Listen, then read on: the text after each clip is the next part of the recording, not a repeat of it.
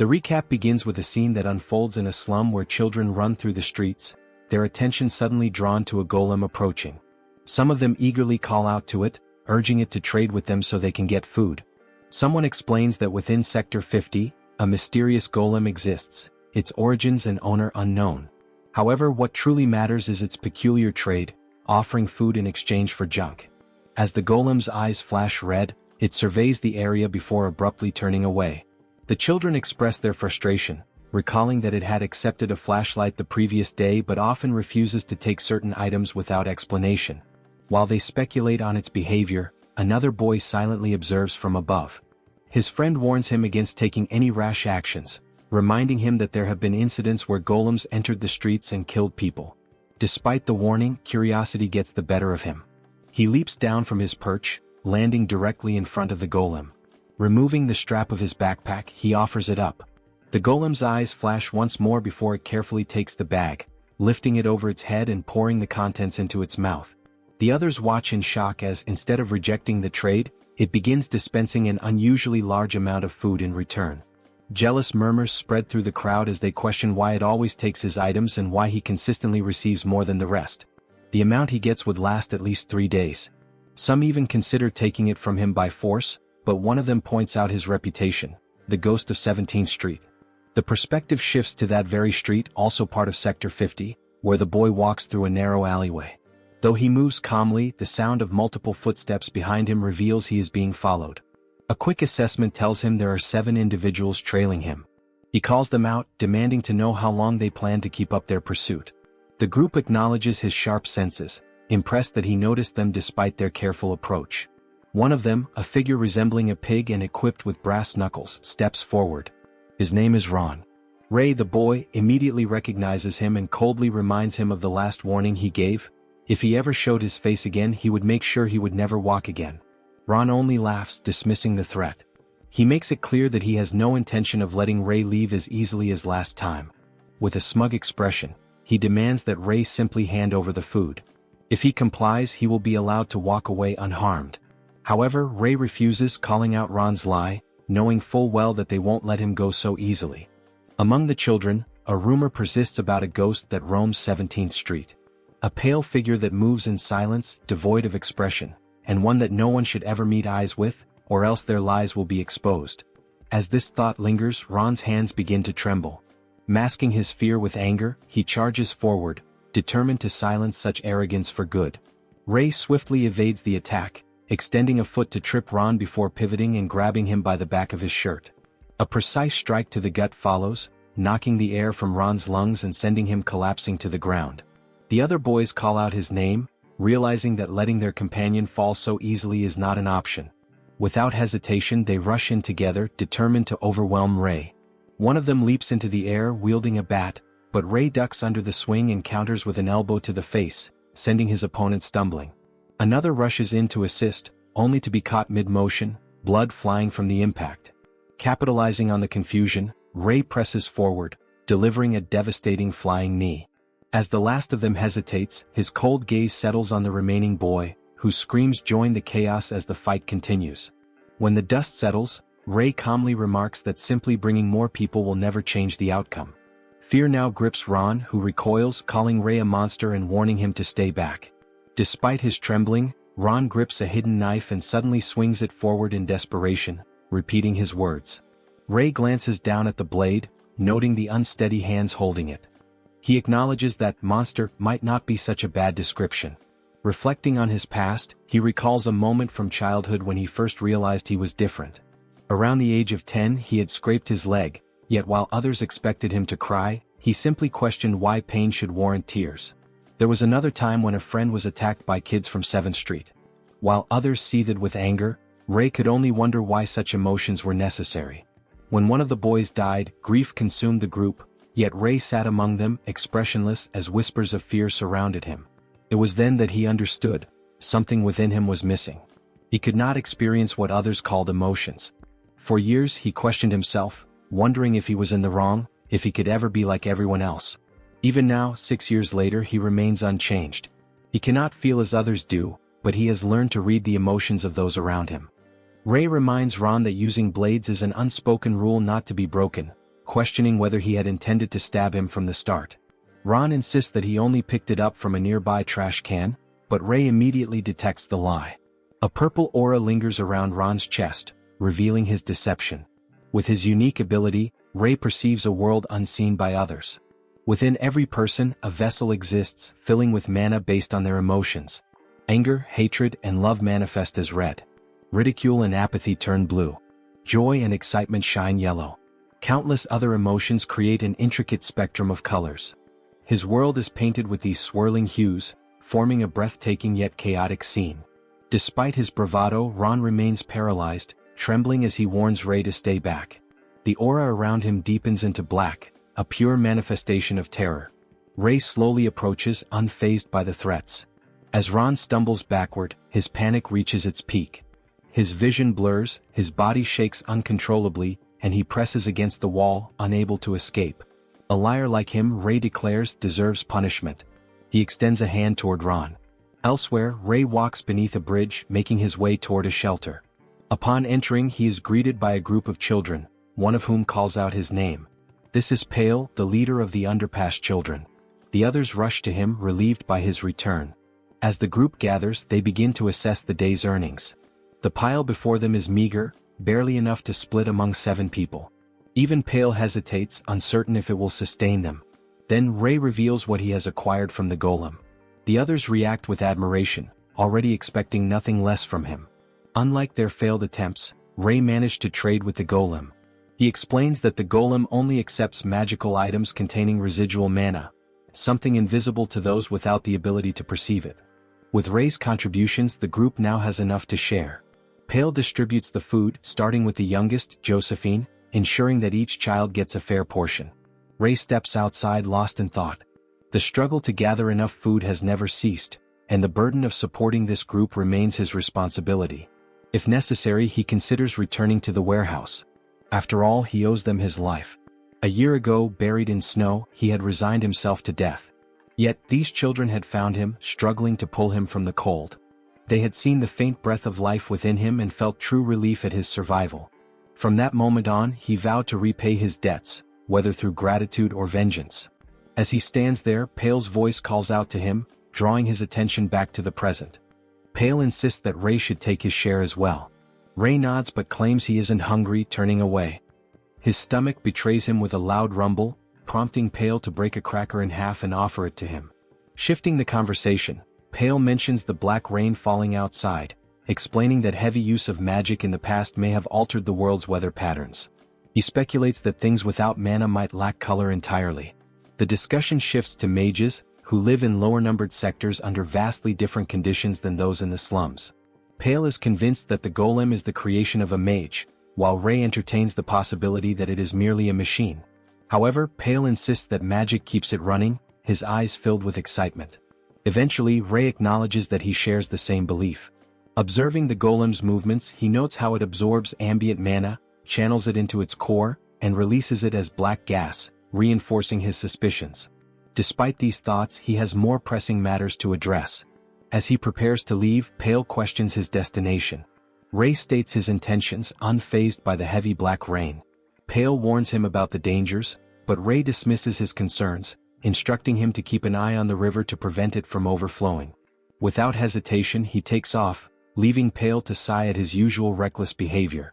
At the intersection of 17th and 18th Street, he notes how people avoid stepping outside when it rains, fearing that even a single drop of black rain could make them ill.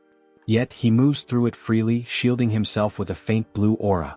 His destination is the Limfoot Hector Ration Warehouse on 18th Street. Upon arrival, he spots several workers inside, gambling as they always do on rainy days. Exploiting the lax security, he sneaks under the fence, shifts a few bricks at the base of the wall and slips inside. The darkness is thick, but the air is saturated with various types of mana.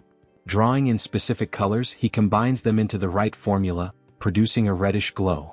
Small flames form in his hand, illuminating his surroundings. Though unfamiliar with the exact mechanics, he knows how to manipulate this power. However, controlling red mana proves to be more difficult than expected. He speculates whether he will eventually be able to fully perceive the emotions tied to it and wonders if he can generate a larger flame. A sudden attack interrupts his thoughts. A knife whizzes through the air, narrowly missing him and grazing his ear before embedding itself into the wall.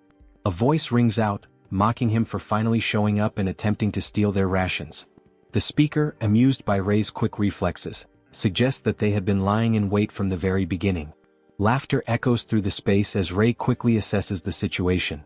There are 3 of them and they know exactly where he is. The unexpected presence of night vision goggles among the opponents comes as a surprise, though Rei has no need for them. One of the men raises a knife and hurls it toward him. More follow, flying through the air as Rei maneuvers in a zigzag pattern, dodging each one with precise movements. His unpredictable approach catches them off guard, leaving them wondering what kind of person they are dealing with. While one dismisses it as poor aim, another insists that Rei is actually evading their attacks. Closing the distance, Rei lands a clean strike to the face, sending one of them to the ground. The remaining 2 freeze in shock, unable to understand how he can see them so clearly. He studies them, observing the emotions in their eyes, rage and surprise, as well as the vessels within their chests. They attempt to recover, launching another attack, but Rei anticipates their next move by reading the flow of mana coursing through their bodies. Before they can land a hit, he propels himself forward and delivers a powerful kick to one of them, striking his neck with precision. The last opponent refuses to accept what just happened, but Rei wastes no time, closing the gap again and delivering a punch to his gut. The man crumples to his knees, leaving all 3 of them incapacitated. Before he can react, the warehouse door bursts open with a loud crash. A massive figure steps inside, drawn by the commotion. Rei instantly recognizes him as Humphrey, an executive of the Hector Group. The sheer presence of the man matches his reputation, exuding an overwhelming pressure as streaks of ominous purple lightning crackle behind him. Assessing the scene, Humphrey lets out a long sigh, acknowledging the defeat of his subordinates before declaring that it's time to discipline the troublemaker. Understanding the danger, Rei wastes no time and rushes forward, aiming for a decisive blow to Humphrey's gut. The attack lands, but Humphrey remains entirely unfazed. Without hesitation, he counterattacks, his massive hand descending toward Rei. Reacting instantly, Rei sidesteps, barely avoiding the strike, and notes how absurdly fast Humphrey moves despite his size. Leaping backward to create distance, he watches as Humphrey acknowledges his speed with a smirk. It becomes clear that this fight is on a completely different level. As Humphrey charges again, fist poised to strike, Rei instinctively realizes that a head-on confrontation is nearly impossible. If he wants to make it out, he will have to find another way. Rei ducks under an incoming attack, assessing his only real option, exploiting openings when his opponent lets his guard down. With that in mind, he pulls back his fist, now glowing red as mana surges into it, pressing it against Humphrey's chest. A burning sensation spreads across the larger man's skin, but in that brief moment, Humphrey realizes the attack was merely a distraction. By the time he reacts, Rei is already gone. The pursuit begins immediately, with others calling out that if he really fought Humphrey, he couldn't have gotten far. They spread out, searching every possible hiding spot, and Rei quickly understands that they have him surrounded. If he doesn't find a way out soon, they will catch him. Scanning his surroundings, he spots an opportunity and makes his move. His pursuers catch on quickly, shouting that he's near the entrance and shifting their focus in the wrong direction. Using the distraction, he climbs up onto a fence and leaps over it. He takes a moment to process what just happened. He successfully looted the infamous Hector Group's warehouse. If they catch him now, they won't hesitate to kill him. Yet, dying isn't his biggest fear. If he's gone, the kids under the bridge, the ones who rely on him, won't last long. And if that happens, he won't be able to repay his debt. That thought alone keeps him moving. Before he can put more distance between them, one of the guards spots him and shouts, immediately giving chase. Rei glances back, realizing he has no choice but to keep running. The others quickly join the pursuit, forcing him deeper into the alleys. His luck runs out when he reaches a dead end. Trapped, he comes to a stop as they taunt him, amazed at his speed but confident that it won't help him anymore. Gunshots would tear through the space if he made a wrong move. Demanding that he return what he stole, they threaten to put a hole in his stomach if he refuses. Rei quickly scans for Humphrey but sees no sign of him. That means the 2 standing in front of him are still manageable. Humphrey is the only real threat. One of them lunges, demanding a response, and swings wildly. Rei sidesteps, deflecting the strike, and counters with a brutal uppercut to the chin. Blood sprays from the man's mouth as he collapses to the ground. His partner rushes in to retaliate, but Rei grips his wrist, infusing his hand with aura, effortlessly halting the attack. The man stares in shock, unable to comprehend Rei's strength. Before he can react, Rei channels lightning into his free hand, raising it to the man's face. A surge of energy courses through him, sending violent jolts through his body. His screams echo through the alley before he collapses to the ground, unmoving. The brief silence is shattered by voices in the distance. Others have heard the commotion and are closing in fast. Rei knows he can't keep using magic endlessly. His stamina has limits and reinforcements will keep coming. Spotting a garbage bin nearby, he makes a split-second decision and dives inside. Moments later, his pursuers rush past, determined not to let him slip away. Hidden within the trash, he remains perfectly still, waiting for the right moment to escape. As the footsteps fade into the distance, Rei remains hidden, realizing that since they failed to find him, he might as well use this chance to rest for the night.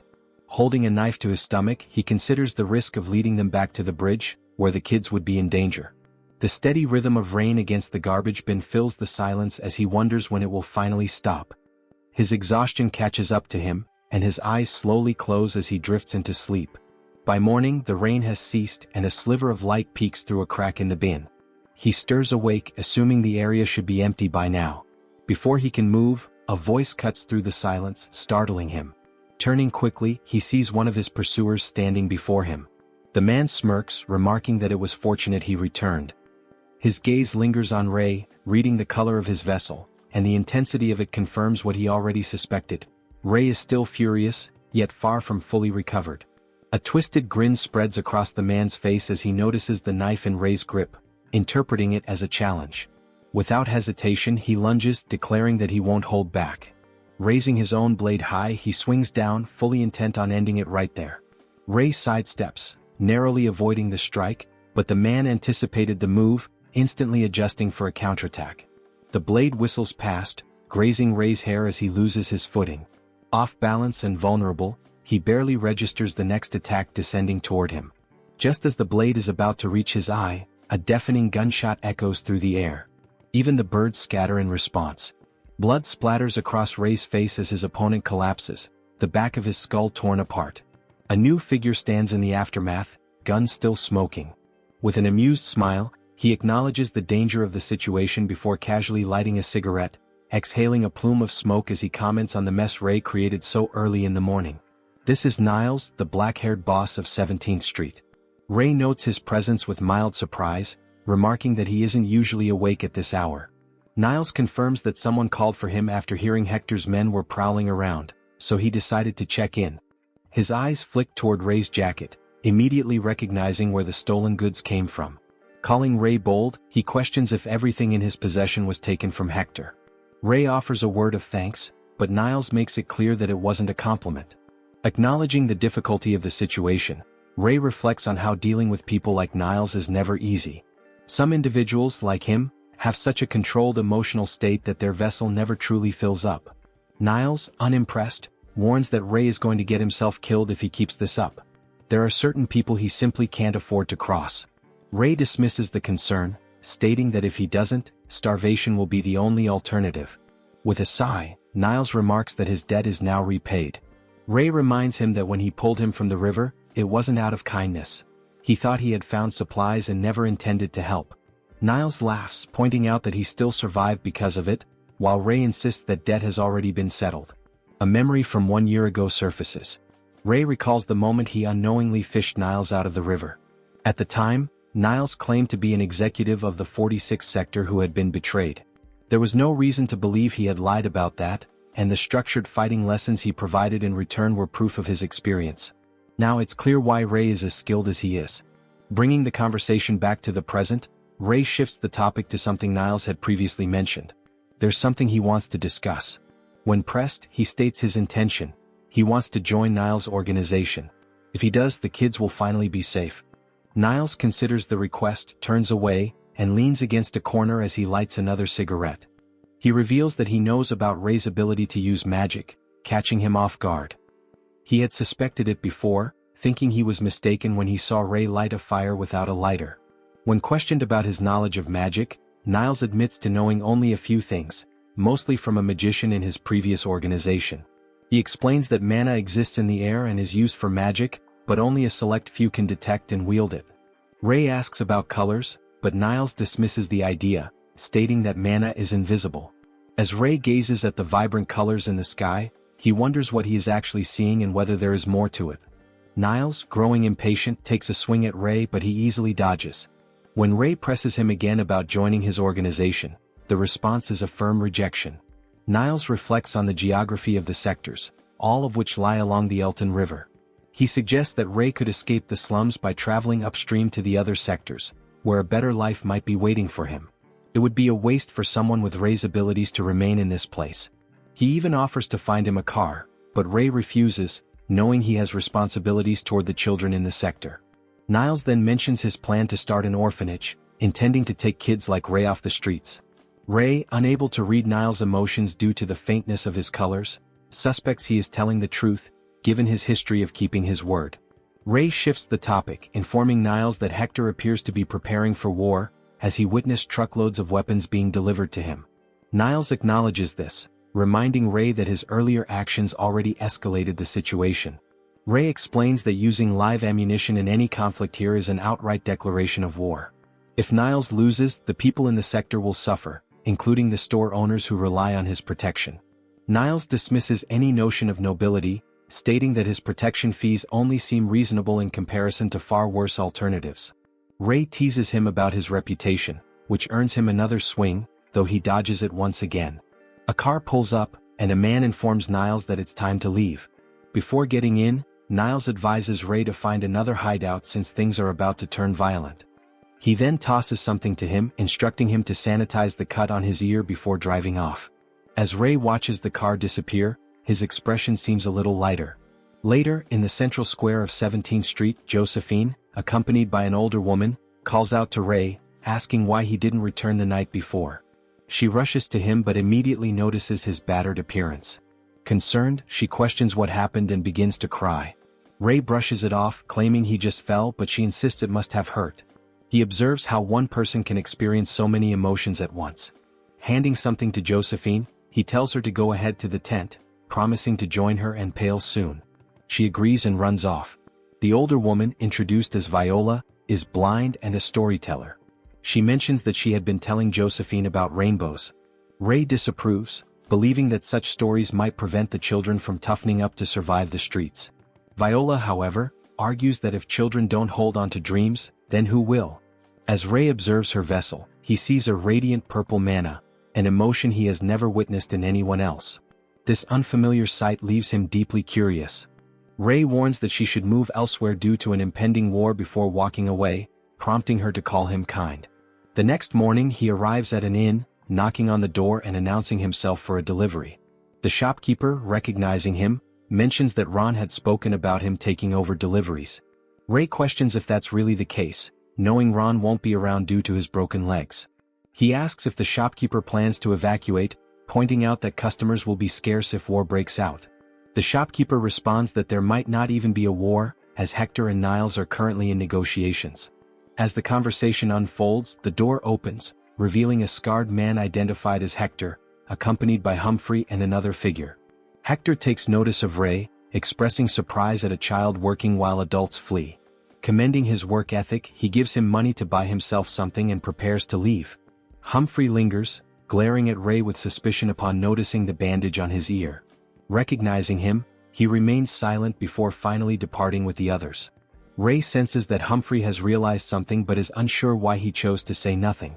Inside, the shopkeeper rushes to Niles for an update. Niles, cigarette in mouth, confirms that negotiations have failed, leading to an inevitable war. The terms demanded were unreasonable, with Hector's side wanting to absorb his organization. The shopkeeper laments that the store will be closed indefinitely, while Ray contemplates the situation. He realizes that once war begins, movement will be restricted, making food stockpiling a priority. As he leaves, a speeding car catches his attention. Recognizing it as Humphrey's, he notes that such a vehicle is unfamiliar in Sector 15, raising his suspicions. Following it, he reaches the 18th Street base of the Hector group, where the arriving car is met with reverence. A man exits, referred to only as Mage. His presence is striking, and Ray observes an immense, dark blue mana surrounding him, resembling that of golems in motion. Rings encircle his vessel, seemingly controlling the mana's flow. Realizing the danger this man poses, Ray hurries to warn Niles. Back at Niles' base, preparations for war are in full swing. Weapons and ammunition are being distributed as chaos unfolds. Ray rushes in, startling a man who questions his sudden appearance. Dismissing it, Ray asks for Niles' whereabouts, only to learn that he has left to make further preparations. Though unable to explain the nature of the threat, Ray insists that Niles must be warned about a man wearing a monocle on Hector's side. Later, under the bridge where the children sleep, one of them stirs, making a comment about the war. Pale hopes it will not last long, while Ray predicts it will end within a week. When asked who he believes will win, he remains uncertain, acknowledging that both sides are evenly matched. However, for the sake of the children's safety, Niles has to emerge victorious. Ray understands that if Hector wins the war, the children will be sold into slavery. As Pale speculates that the battle has already begun, a massive explosion shakes the area, leaving them unsettled. The noise is unlike anything they've heard before, and Ray senses that something is terribly wrong. Meanwhile, on 17th Street, gunfire erupts as the fighters struggle against a golem, their bullets proving useless. The creature, enveloped in a dark blue aura, unleashes a devastating energy blast, instantly vaporizing one of the men while another is left drenched in blood. As panic sets in, the golem mercilessly tears a man in half before returning to its controller, a man with a monocle who casually remarks on the stench of the battlefield. He instructs the golem to clean up, and the destruction continues. Back at the underpass, Pale grows more anxious as the sounds of battle intensify. Ray prepares to leave, but Pale insists they should stick together. Ray, however, tells him to stay with the children and promises to return. As Ray ventures out, he finds the city engulfed in flames, littered with corpses. Among the fallen, he spots a familiar face, one of Niles's men barely clinging to life. The dying man reveals that Hector's forces brought a golem, controlled by the man with the monocle, and that Niles's group was no match. With his final breath, he urges Ray to flee before succumbing to his wounds. At the underpass, Pale is gravely injured, clutching one of the children while the others lie lifeless around him. As the golem prepares to fire another devastating beam, Pale calls out to Ray in his final moments, pleading for him not to return. At the same time, Ray reaches the central plaza, realizing he is too late. Niles's men have been slaughtered, but Niles himself is nowhere to be found. A massive explosion in the distance draws his attention, and he races back to the underpass, only to witness the aftermath of the golem's attack. The place he once called home is now nothing but ruins. Standing before the devastation, Ray's heart sinks. He is unfamiliar with the emotions coursing through him, but for the first time rage consumes him. His mana flares as he launches himself at the golem, striking with everything he has. The golem reacts, its instincts sensing danger and counterattacks, sending Ray crashing into a wall. As he struggles to rise, he resolves to ensure the safety of those who remain, no matter what it takes. Ray is struck with horror as he recalls the first time he met the group, their warmth and how they treated him like family despite not being related.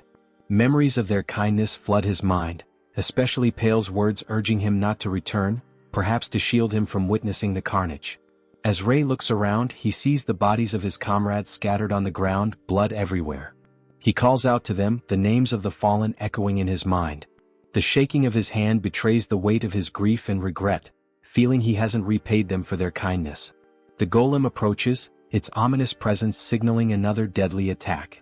Ray struggles to move, his injured body trembling, but he forces himself to take action. As the golem charges up its beam, Ray realizes it was the creature that killed everyone, the children, Niles's men, the innocent bystanders in the street. His desire for vengeance intensifies as he prepares to fight back, but before the golem can fire, a car unexpectedly crashes into it, sending the beast flying into a nearby wall. Niles emerges from the wreckage, rushing to Ray's side, relieved that he's not seriously injured. Ray shares the grim news, and when Niles sees the aftermath of the slaughter, he clenches his fist in regret. Niles, filled with sorrow, apologizes, but Ray reassures him that there's no blame. The two share a heartfelt embrace, but the moment is short-lived. Ray inquires about Niles's subordinates, only to learn that they are all dead, and Hector is responsible. Before Niles can finish explaining the next steps, the golem fires a devastating beam, piercing Niles's chest and splattering Ray with blood. In shock, Ray holds Niles as his breath fades. Niles struggles to stay conscious, laughing bitterly despite his injuries, but soon collapses. Ray, desperate, calls out to him, but Niles's life slips away. Ray is consumed with rage as he recalls the bond they shared, training together, sharing meals, Niles' fatherly guidance. The fire of vengeance burns within him, fueling his resolve as he faces the golem. With his eyes blazing red, Ray prepares his own retaliatory attack. The two forces collide in a spectacular beam battle, the sheer energy of their clash creating a blinding light. Ray's red aura intensifies, overpowering the golem's attack, and with a surge of power he destroys the beast, leaving nothing but scattered debris and scorched earth in his wake. After the battle, Ray shakes Niles' lifeless body, his worry evident. He refuses to accept Niles' death, but Niles, though in pain, tells him to stop. He acknowledges the inevitability of his fate, accepting it with no regrets, even as Ray struggles with the loss of someone he considered family. Niles reflects on his past, acknowledging how much he has achieved despite his difficult beginnings. He wonders if things would have been different had he struggled earlier. Around Ray's age, his own life had started to change. As Ray prepares to get medicine for him, Niles grips his hand and with a fading smile, urges him to leave and find a better path. He sees Ray as a younger brother and hopes he will push forward, avoiding the pitfalls that trapped others. With his last bit of strength, he tightens his grip before his life slips away. Ray realizes Niles has stopped breathing and is suddenly overwhelmed by emotions. His breathing grows erratic before he unleashes a scream, recognizing rage and despair as the first true emotions he has ever felt. Later, he wakes under the bridge, sunlight pulling him from sleep. The pain in his arm lingers and he recalls everything that happened, his emotions once again thrown into turmoil. Something within him has changed. Clutching his chest, he pulls his hand away to reveal flames, stronger and more intense than before. He recognizes that his magic grows in proportion to his emotions. Rage amplifies its strength. A sudden headache forces him to acknowledge that he has pushed himself too far. Surveying the covered bodies of Niles and the fallen children, he steels himself for the next step. Revenge is now his only path and he is willing to do whatever it takes. At the central square of 17th Street, Niles' men move the corpses while bystanders quietly discuss the outcome. The shopkeeper comments on the Hector group's victory, lamenting the difficulties ahead, while another warns him to keep his voice down. Near a parked car, Hector leans back, seemingly at ease. Ray, holding a knife, finally tracks him down. As Hector speaks about Niles' failure to cooperate, Ray channels his magic, preparing for the inevitable confrontation. Before he can act, Humphrey places a hand on his shoulder, urging him to wait. Ray, however, reacts instantly, slicing his throat with the blade. Humphrey steps back, trying to de-escalate the situation, but Ray understands that anyone aligned with Hector must die. Without hesitation, he launches an attack, overwhelming Humphrey with his relentless strikes. Humphrey, struggling against Ray's newfound strength, quickly realizes the dire situation. In a desperate move, he allows himself to be stabbed in the shoulder, using the moment to grab Ray by the collar and slam him into the ground. He questions whether Ray truly intends to throw his life away over revenge. Recognizing a chance to speak, he makes an offer, drawing Ray's interest. He reveals that he has been watching him for a long time and asks him to hear him out. Ray considers his reputation, knowing Humphrey is known for his precision and silence, yet now he looks desperate. Convinced of his sincerity, he listens as Humphrey urges him to leave Sector 50. When asked why, Humphrey reveals the truth. His brother was sold to the City of Mages by Hector. To gain information on his whereabouts, he was forced into 10 years of servitude. By now, his brother would be Ray's age. Ray questions why he should care, and Humphrey explains that Ray's ability to use magic makes him a key player in this struggle. He proves his knowledge by revealing a burn scar, evidence of Ray's powers. However, he warns that Hector remains out of reach. The real threat is the terrifying mage always by his side. Ray perceives Humphrey's fear clearly, his essence darkened by genuine terror. The mage is no ordinary enemy. Those who displease him are frozen solid, and one victim was drowned simply by having a bubble of water placed over his head. Ray is confronted with the reality of his situation as he grapples with the power of his opponent, a skilled and ruthless mage. The mage warns him to leave for now, emphasizing the importance of survival in order to seek revenge later. Ray acknowledges his lack of formal training in magic, relying only on his intuition, while his adversary is a seasoned expert, making the odds of victory slim. He learns that the City of Mages is situated upstream of the Elton River, a place that only mages can access.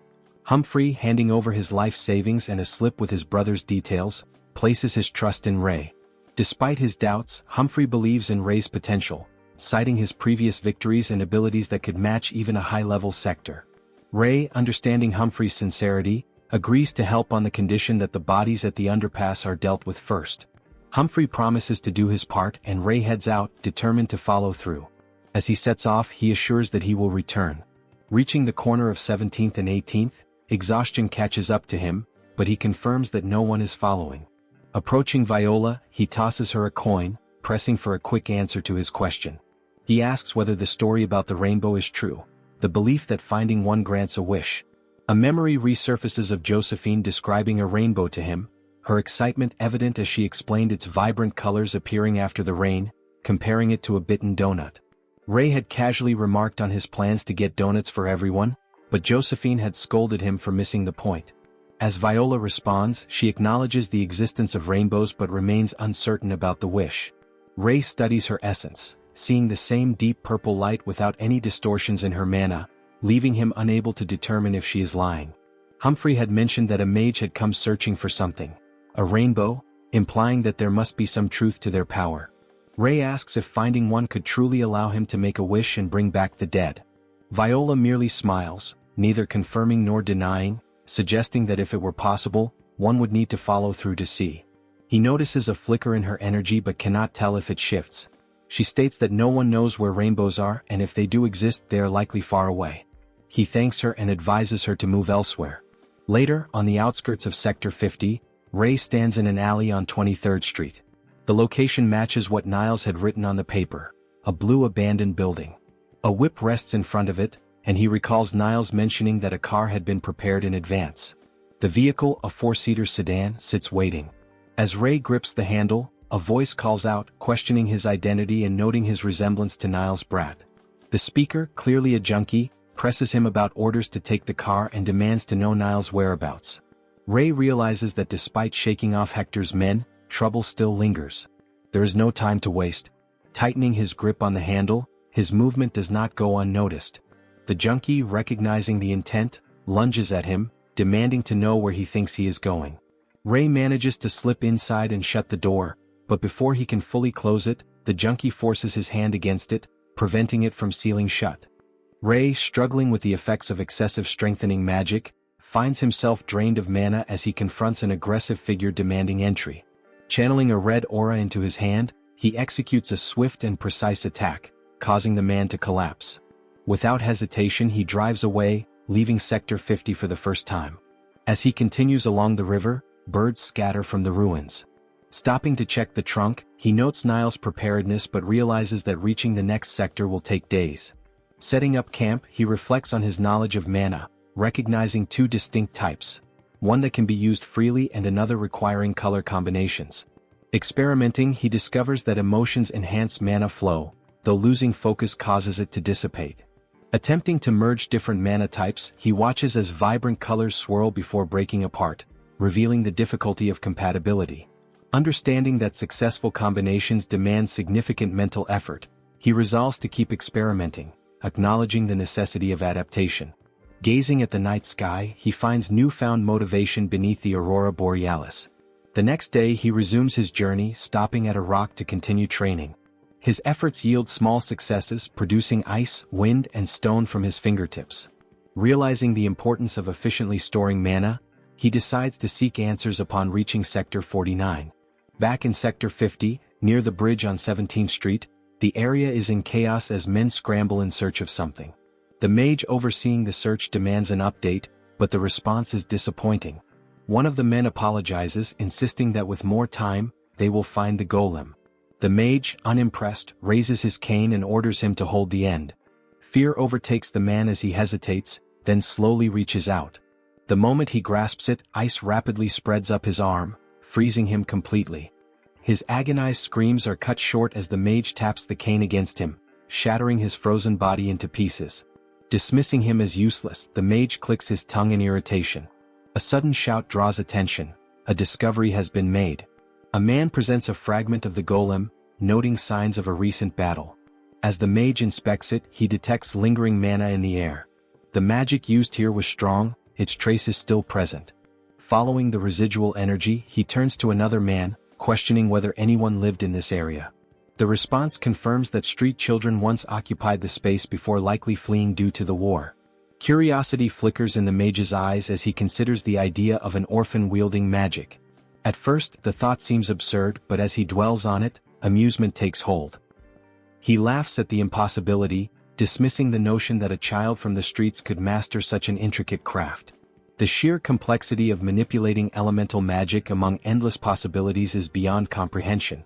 His conclusion is simple: another mage must have intervened and destroyed the golem.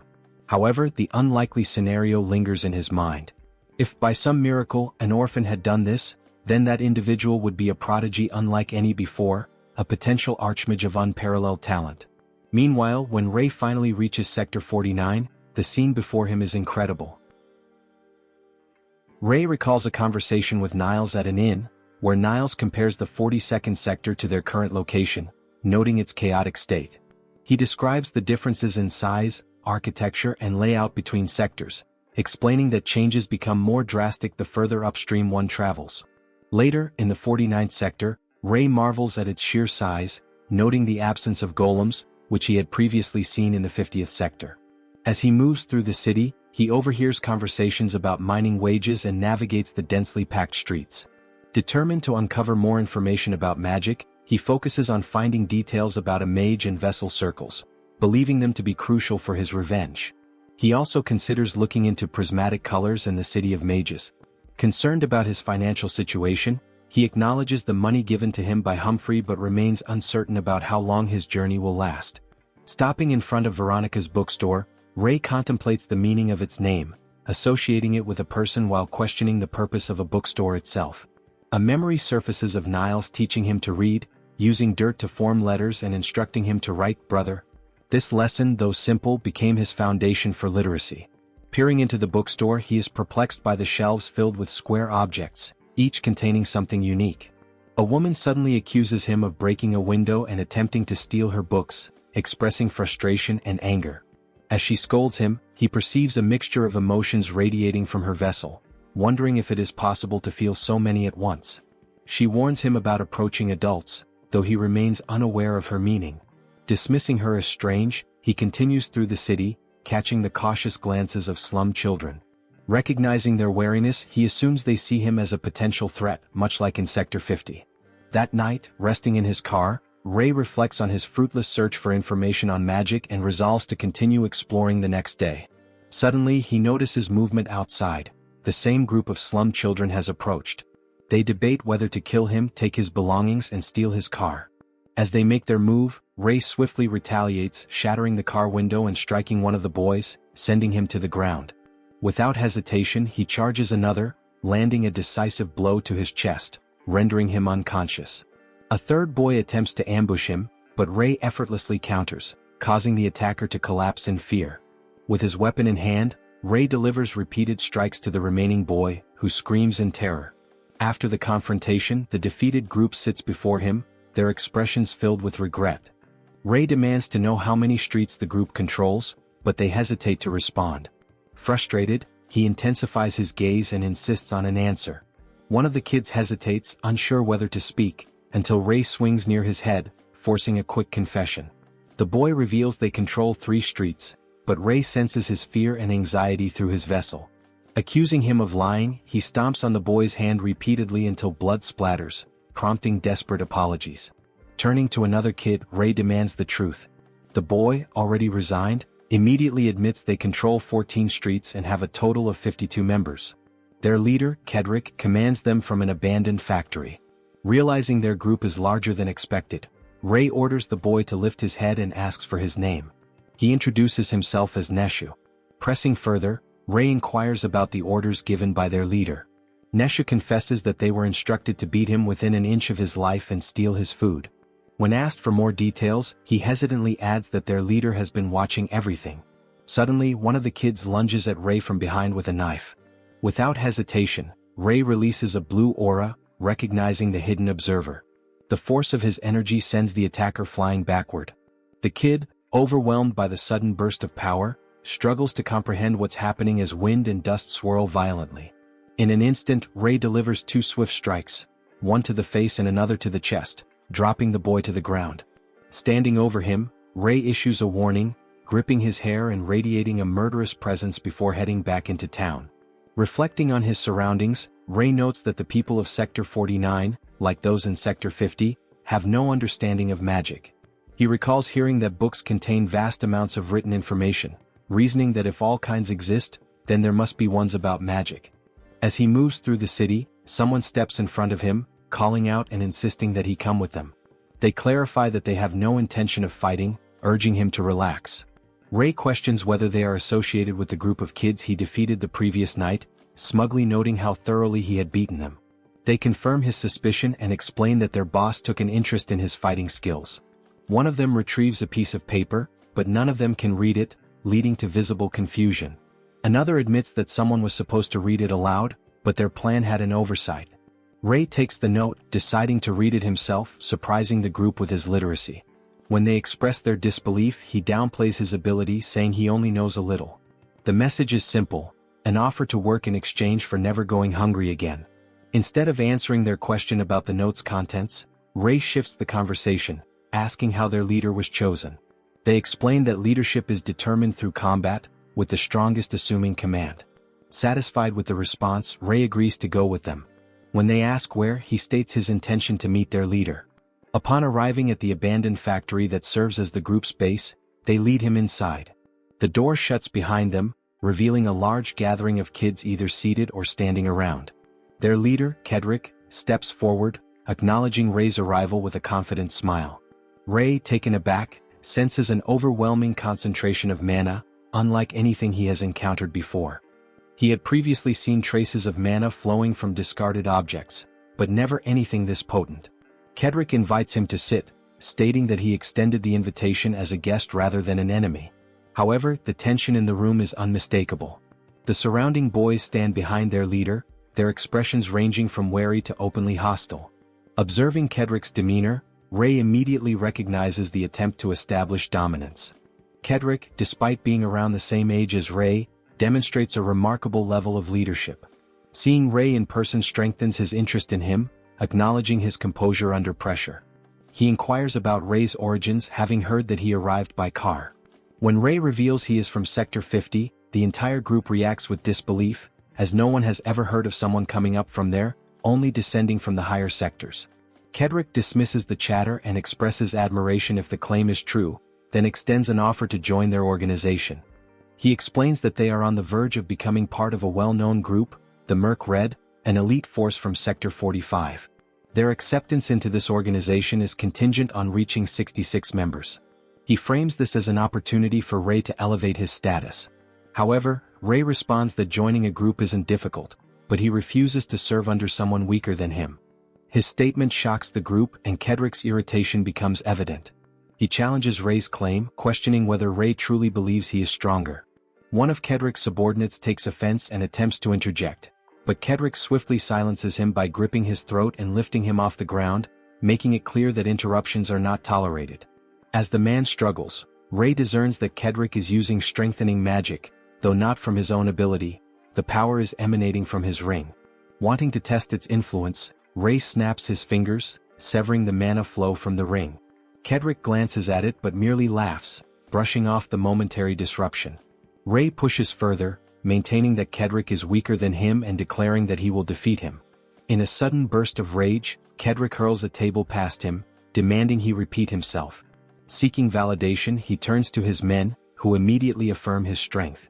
Rei, however, notices how the ring reacts to Kedrick's emotions and suspects its influence runs deeper than just physical enhancement. Determined to settle the matter, Rei challenges Kedrick for leadership. Kedrick accepts, but instead of an immediate battle, he schedules it for a week later, ensuring that all the gangs in the area will witness the outcome. He implies that Rei will soon regret his decision, but Rei remains unfazed. Before parting, Rei inquires about the ring's origin, and Kedrick cryptically suggests that he will learn the truth only if he wins. The next day, as Rei roams the streets, he contemplates the ring's nature. Before he can dwell on it for long, he senses something rapidly approaching from behind. Turning just in time, he catches a rock aimed at his head. A group of kids, wielding baseball bats, jeer at him, questioning his presence. More figures emerge, blocking his path, threatening him for walking through their territory. They assert their control over the streets and warn him against running, eager to put him in his place. Unimpressed, Rei dismisses their words, urging them to fight rather than waste time talking. It has become clear that news of his upcoming battle with Kedrick has spread, prompting others to challenge him. While Kedrick's gang refrains from attacking him as ordered, rival factions see him as a threat to their dominance. In response, multiple groups have formed alliances to hinder his movements. Yet, despite their efforts, everything is unfolding just as he intended, making their opposition irrelevant. As Rei continues to refine his magic, he notices that his spells are becoming more potent and his casting speed is improving with experience, provided his mental power remains intact. Engaging in fights proves to be a useful tactic, but his attention shifts to something else. Someone has been observing him. Turning toward the street, he calls out to the hidden figure, who hesitantly steps forward. The boy appears nervous, his gray hair and emotionless expression making him stand out. He quickly assumes Rei must be the hunter he has heard so much about. Despite his small stature, the boy moves alone, something Rei finds odd given his apparent lack of combat ability. When Rei questions him, the boy, introducing himself as Philip, clarifies that he is not there to fight. Instead, he presents an offer and leads Rei toward their destination. As they walk, Philip explains that he works near the Easton garbage dump and has heard countless rumors about the hunter. The name has spread due to the way Rei, a stranger, has defeated others so effortlessly. Eventually, they arrive at a large warehouse, and Philip enthusiastically welcomes Rei inside. The place is bustling with activity, revealing itself to be more than just a simple shelter. Philip, calling it the Philip Hotel, proudly claims ownership of the place. Rei takes in the scene, noting that there are over 100 people present. Philip corrects him, saying there are exactly 186, including those outside. Rei immediately recognizes a common trait among them. They are all either very young or physically small, making it difficult for them to join any other groups.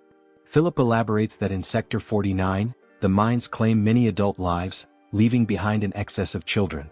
Since shops are often willing to hire them and existing street groups cannot accommodate them all, he has struck a deal.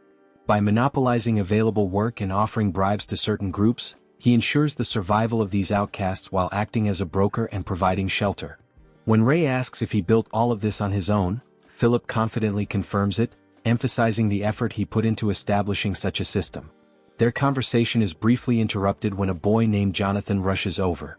Philip checks in on his restaurant job, and Jonathan assures him that everything is going well, handing over next month's rent. After thanking him, Philip discreetly verifies the payment in his notebook, recording the transaction immediately.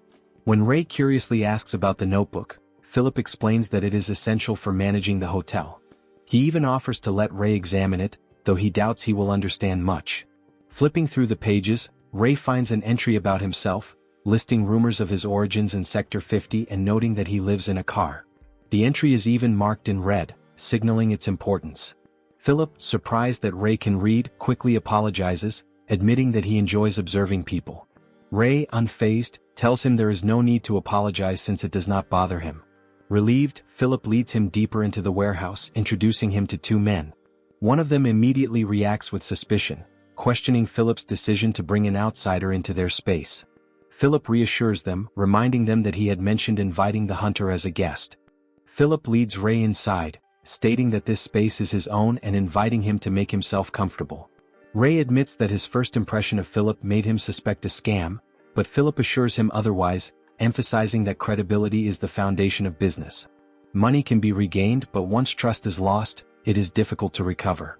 Rei observes that Philip does not seem to be his age and presses him about the proposal he previously mentioned.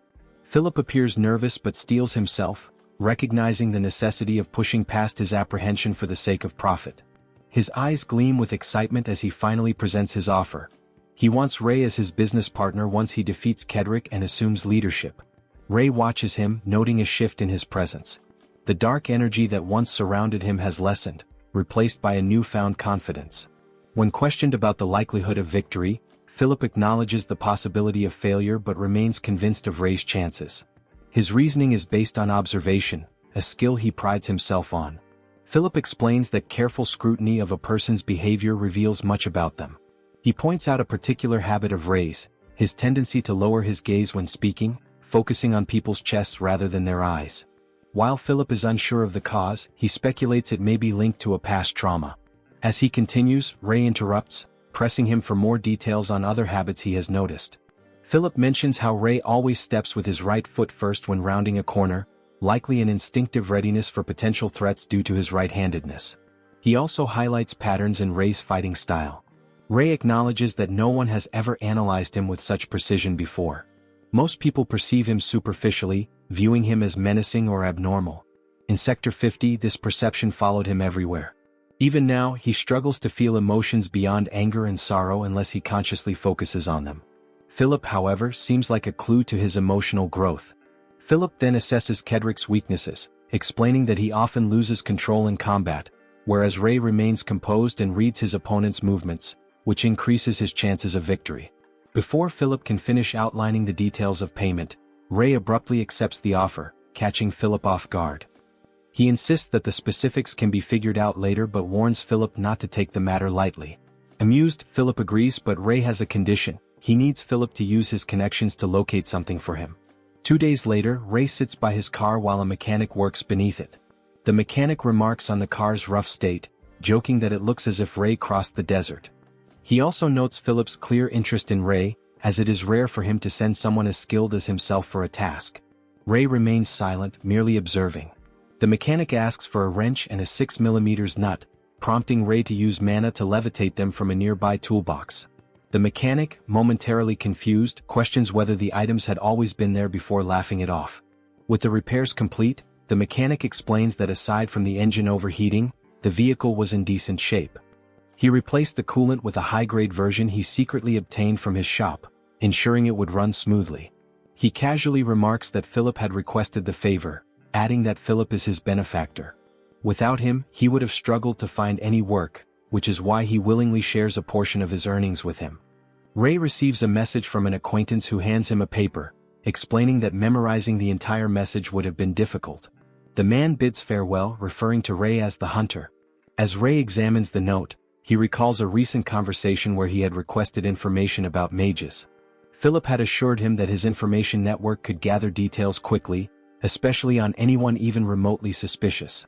Sitting in his car, Ray reviews the collected intelligence, acknowledging the volume of information acquired in just a few days. While much of it seems unimportant to him, one particular detail captures his interest, prompting him to investigate further. He observes a man carrying 2 large boxes and eliminates one suspect based on a missing distinguishing mark. His attention then shifts to an individual involved in an unusual incident. A pipe, falling from above due to an accident, was seemingly deflected by a sudden gust of wind, sparing the man from harm. Notably, he exhibited no surprise, reinforcing the possibility that he might be a mage. As Ray emerges from an alley, he finds himself in front of Veronica's bookstore, where a group of kids loiters outside, discussing the situation. They note that the store remains closed and speculate that it might soon go up for sale. Their conversation reveals that someone is offering double payment if the store is sold, and they intend to escalate their actions by throwing rocks at the second floor, hoping to drive the occupants out. The girl from before steps outside, confronting them and accusing them of throwing the rocks. Though she stands her ground, Ray observes that her mana reflects both courage and fear. The kids mock her, pointing out her trembling, and express resentment over her having a home while they lack a place to stay.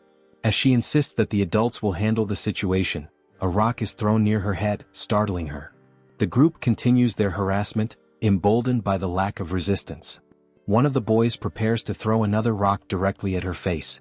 As Ray moves to intervene, he hesitates upon witnessing a sudden burst of light blue mana from her outstretched hands. A gust of wind deflects the rock, shocking the kids. Though confused, they dismiss the event as a trick and attempt to throw more. Ray, however, immediately recognizes the magic for what it is. The girl, overwhelmed by the situation, demands that they leave. Instead, they mock her further and launch another barrage of rocks. Closing her eyes, she realizes she cannot deflect them all. At that moment, Ray raises his own hands, releasing his own mana. The resulting gust not only stops the rocks but forcefully hurls them back, striking 2 of the kids directly. Startled and in pain, they begin to cry. Emerging from the alley, Ray casually tosses a rock into the air as the frightened kids look on. He glances up at the girl, greeting her in a way that leaves her visibly surprised. Shortly after, the kids are seen beaten up in an alleyway, and the girl expresses her gratitude to Rei for helping her. He dismisses the need for thanks but brings up something he wants to ask. They both end up asking nearly identical questions, one about magic and the other about being a mage. Realizing the coincidence, she invites him inside to talk. Inside the bookstore, she introduces herself as Veronica, the daughter of the shop's owner. Rei shares his name and she apologizes for yelling at him before, explaining that she had mistaken him for the troublemakers throwing rocks. He acknowledges the misunderstanding and she expresses appreciation for his help, admitting that she would have been in serious trouble without him. He insists that it wasn't a big deal and mentions that he was only interested in looking around the bookstore, though meeting a mage was an unexpected benefit. Surprised by his reaction, she comments on how people usually accept gratitude more openly. Rei then asks where she learned magic and she explains that her grandfather took her and her siblings in. When he inquires if her grandfather is also a mage, she confirms it and offers to go upstairs to inform him before they meet. Noticing a cut on Rei's cheek, she tells him to wait. He brushes it off as a minor wound, but she insists that it could get infected. Placing her hand on his cheek, she channels icy magic to cool it, but the effect goes beyond that. The wound completely heals.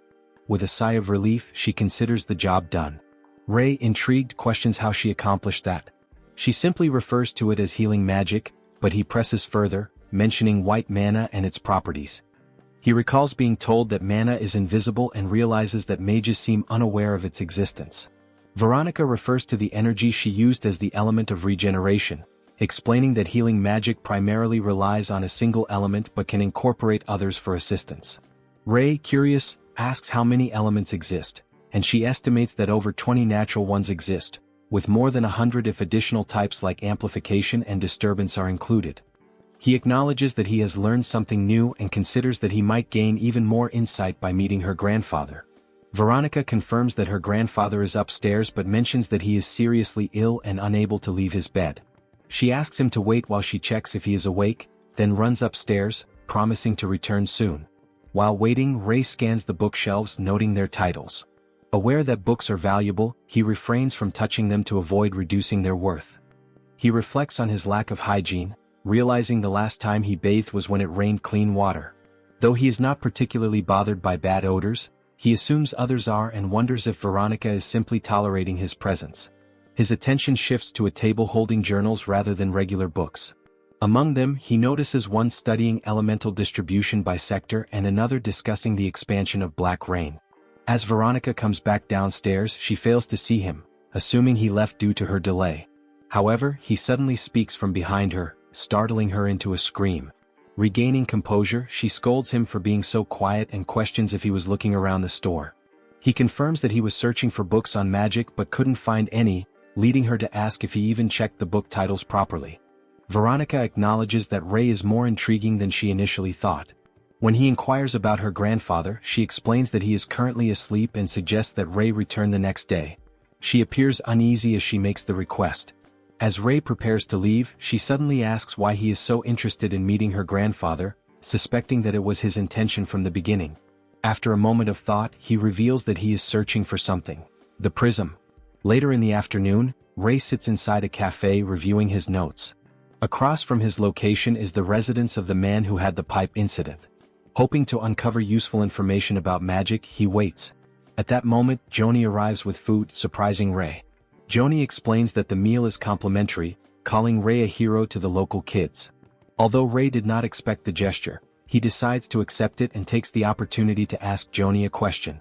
Joni, in a joking manner, offers to reveal anything, even the storage password of the establishment. Rei declines that offer but instead asks about the accuracy of the man's schedule. Joni assures him that it is precise, as he has observed the man entering and exiting the basement of the nearby building at the same time every day for the past 3 months.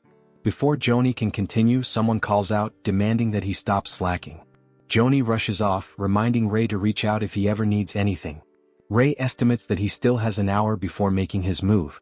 Finishing his meal, he takes a sip of his drink and then notices the man from his notes. Observing the rings on the man's fingers, Rei recalls seeing something similar on a mage with a monocle. Convinced that this man must also be a mage, he quickly leaves the cafe, thanking Joni on his way out. Joni acknowledges him, expressing that it was an honor to serve him. Now following his target, Rei remembers that the man only stays out for about an hour. Seizing the opportunity, he sneaks into the building and descends toward the basement, finding it locked as expected. Despite the obstacle, he knows he cannot afford to turn back. As he concentrates, he feels the mana reacting within him, swirling and flowing into the keyhole. Ice spreads across the lock, freezing it open. Stunned by what he just accomplished, he momentarily questions the phenomenon but quickly refocuses on his goal. Inside, he notices a garbage bin filled with crumpled paper and sighs in relief, realizing it is not what he feared. Shifting his attention, he searches for information about the mage, eventually coming across a letter the man had been writing. The contents mention a red bloodstone that has been growing stronger, as well as something about 66 orphans. Based on the details, Ray suspects that this man might be a former executive of the Red Merc, the same organization Kedrick had spoken about. The letter suggests that the man has been expelled. As he continues investigating, he senses something emanating a red aura. Opening a container, he finds a collection of jewels, identical to the one embedded in Kedrick's ring. Realizing this must be the red bloodstone mentioned in the letter, he notes that its mana behaves differently, absorbing ambient energy with far greater efficiency. Intrigued, he wonders what effect it would have on his magic. Testing his theory, he conjures a flame in his hand. The resulting fire is not only larger than usual but also deeper in color. He notes that the process took less time than expected, demonstrating the stone's influence. However, his experiment is interrupted by the sound of approaching footsteps. The man has returned far earlier than anticipated. As the door opens, the man grumbles to himself, annoyed that he forgot his wallet. He laments his growing forgetfulness, suspecting it may be the reason his boss abandoned him. Speaking in third person, he inadvertently reveals his name, Walter. Determined to regain his place in the organization, he mutters his plans aloud. Hidden near the door, Ray remains silent, observing. Walter continues talking to himself, mentioning that he needs to buy extra supplies this time so he won't have to leave again soon. As he moves to depart once more, Ray sees an opportunity to escape. However, before he can act, Walter suddenly pauses, recalling something else he needed. Walter grips the doorframe, mentioning his need for rat poison before turning his attention to Ray with a sinister grin. He reveals that he was aware of Ray's presence all along, prompting Ray to attack. His blade connects, drawing blood, but Walter remains unfazed, cursing as he clutches his wounded face. Ray steps back as Walter, wiping blood from his eyes, questions whether he is an assassin from the organization. Dismissing that notion upon seeing his young opponent, Walter demands to know how the door was unlocked. Without hesitation, Ray charges forward, determined to subdue him and extract the information he needs. However, Walter uses strengthening magic, catching Ray's blade with his bare hand. Amused, he taunts Ray for underestimating an adult, though his trembling hand betrays his struggle. Ray quickly deduces that Walter infused mana into his hand to reinforce it, allowing him to block the strike without injury. Drawing his weapon, Walter warns that he had been holding back but will no longer restrain himself. He lunges at Ray, who begins analyzing the magic technique used against him. As Walter's attack descends, he is shocked to see Ray mimic the ability flawlessly. Unable to comprehend how Ray replicated a technique he claims to have invented, Walter is caught off guard as Ray counterattacks. Though he evades the first strike, Ray's follow-up lands, cutting into his side. Wounded and bleeding, Walter laughs, convinced that Ray was sent by the organization. He recalls rumors of an assassin capable of copying magic and assumes his opponent fits that description. Ray, remaining in the shadows, lowers his voice to conceal his identity and demands answers. Walter, still amused, acknowledges the rumors but refuses to yield, deciding instead to force his former boss to recognize his abilities. Suddenly, Walter ignites his own body, summoning a massive firestorm within the room. His skin chars as he declares his intention to confront his boss personally, daring Ray to survive long enough to deliver the message. The raging flames generate intense mana flow, causing red energy to surge through Walter's body and blood vessels. The sheer force of it threatens to overwhelm Ray, who relies on his own mana to withstand the heat. With a triumphant roar, Walter channels the energy into a powerful dual flame attack, launching a fireball directly at Ray.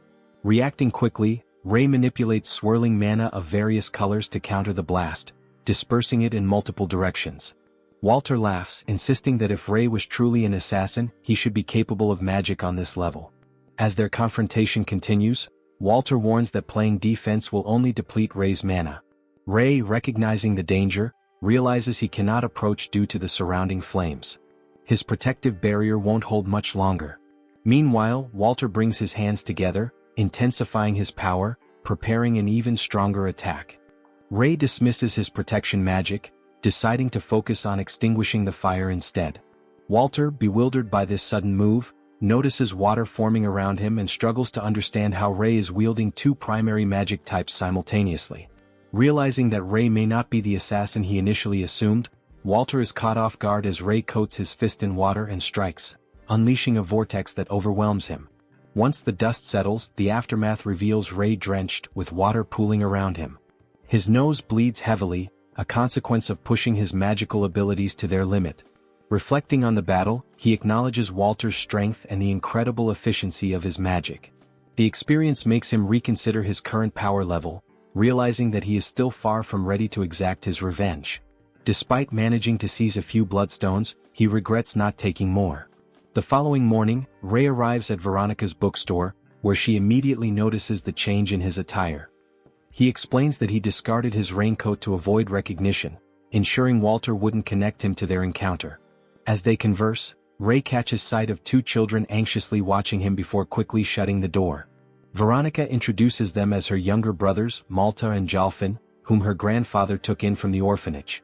When Ray questions if this was for the purpose of teaching magic, she confirms his suspicion, surprised that she had overlooked that detail. She then leads Ray inside to meet her grandfather, Graham. Upon meeting Graham, Ray immediately senses the presence of a powerful mage. With 4 rings engraved on his vessel, Graham surpasses the strength of the previous mage Ray had encountered. Expressing his gratitude, Graham acknowledges Ray's help in dealing with the troublemakers Veronica had faced, something he himself could not handle due to his deteriorating condition. Ray downplays the difficulty of the task while analyzing Graham's vessel, recognizing the layers of emotions it holds. Unlike conventional mana, these emotions have left permanent traces, making them difficult to interpret. Graham then turns the conversation to Ray's inquiries, noting that Veronica mentioned his proficiency in magic.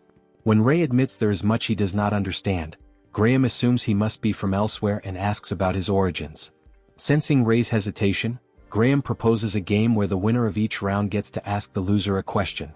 As he releases a controlled flow of mana, Ray immediately reacts, demonstrating his sharp perception. Graham acknowledges Ray's keen senses and explains the nature of the magic between them. He describes the element of maintenance, an essential force that allows magic to sustain itself without external interference. Graham explains that the element of maintenance is the most difficult to control due to its role in sustaining homeostasis. Ray, however, surprises him by sensing another element within it, one with distinct shades of gray. This revelation astounds Graham, who realizes that Ray has identified the elements of maintenance and continuation with ease, something that even experienced mages struggle to accomplish in a lifetime. This discovery is bittersweet for Graham, as he recognizes Ray's rare talent yet laments that he has little time left to live. Instead of revealing the name of the second element outright, Graham insists that Ray must win their game to earn the answer. The challenge is simple. A sphere formed from 2 elements hovers between them, and the goal is to pull it toward oneself. Since Graham is the more skilled mage, he offers a handicap by positioning the sphere closer to Ray. Understanding the difficulty of the match but acknowledging the fairness of the setup, Ray agrees to begin.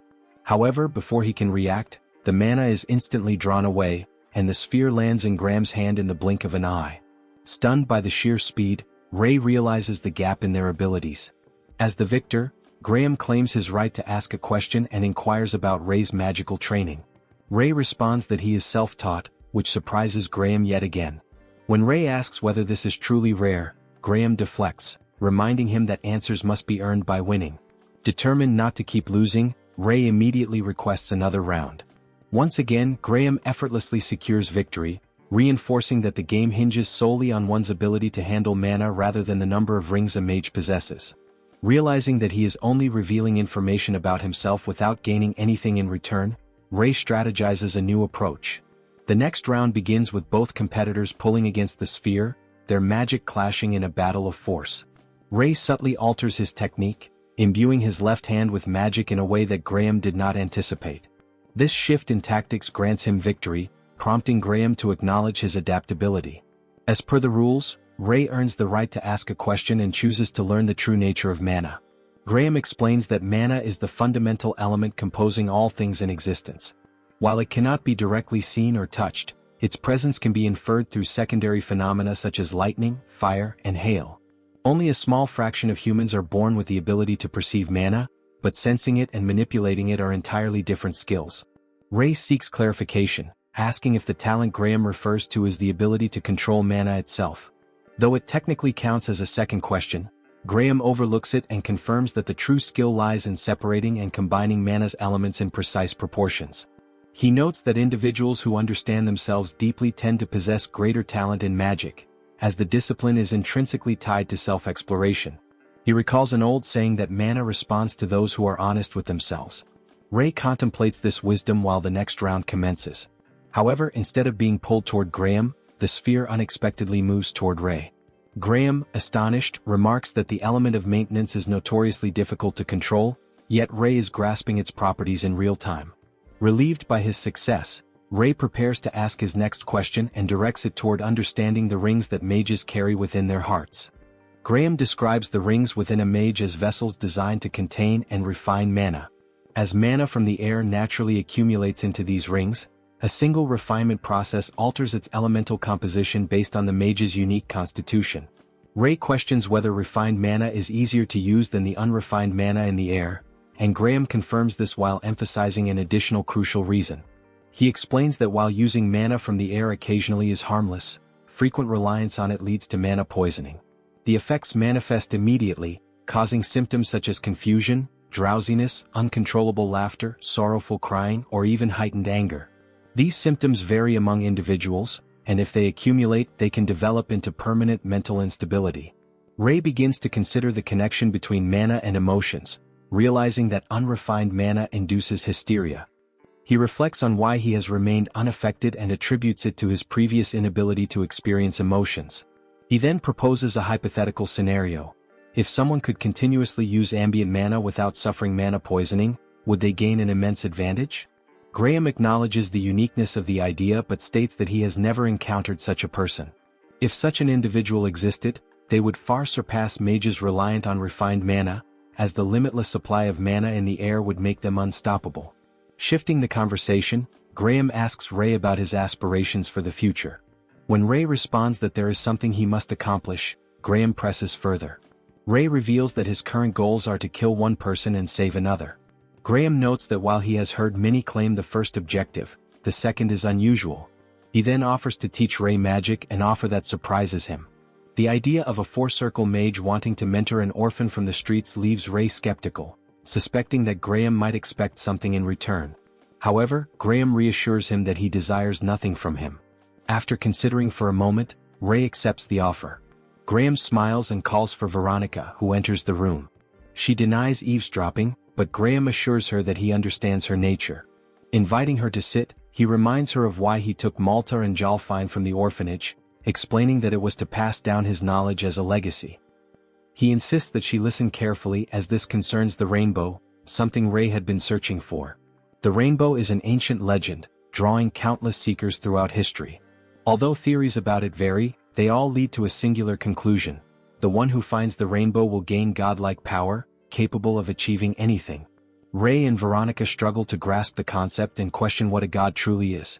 Graham simplifies the answer, describing gods as beings with absolute power, able to impose their will upon the world without limitations.